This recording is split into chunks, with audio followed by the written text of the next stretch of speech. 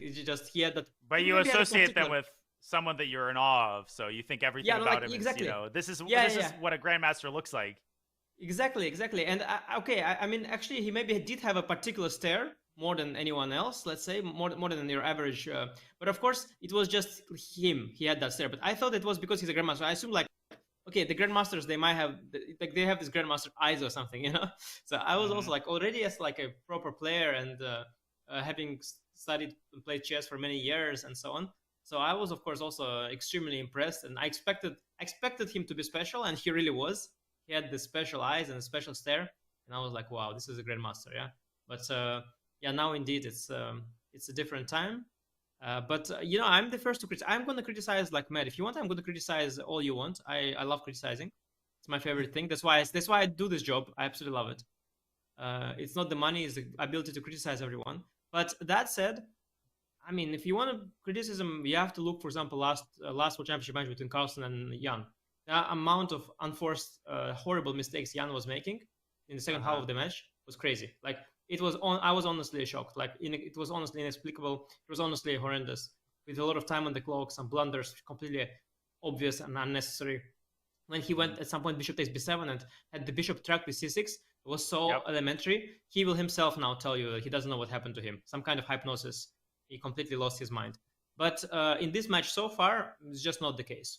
It's just a very difficult, tense games with a very high level of chess. It's just how I feel it is here. And I'm sure as the tension keeps growing and people will get more and more, players will get more and more tired, I suspect the level will go down at some point.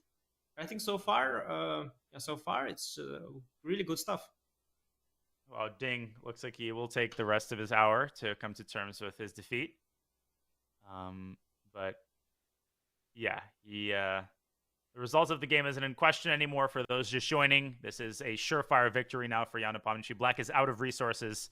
King f5 is coming, and you could just sense the shift in Jan's posture. He was doing what he's doing now earlier. Then Ding found rook a2. Suddenly, Jan, with a little bit of panic, exactly 5 minutes of it, he found the correct move again, and now he's resumed, the pacing, kind of waiting for Ding to resign.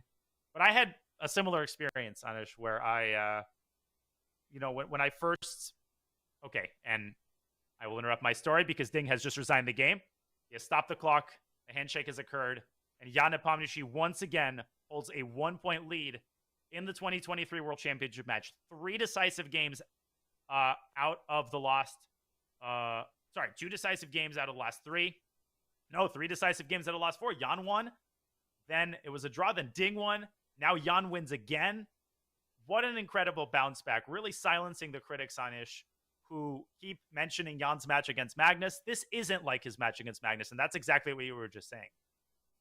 Yeah, no, it's incredible. And the difference, what makes this win different than the previous 2 games, is that now there's no rest day. So if Ding wants to come back tomorrow, he doesn't have the time to recuperate. Is he going to rest or is he going to prepare? How he's going to spend this day? That makes tomorrow's game only more interesting. I think it can be anything. I expect a likelihood of a decisive game could even backfire on Ding and could take another point. I think tomorrow is going to be wild. It's going to be an incredible day, but let's quickly run over the important moments from this game, just really, really fast, because this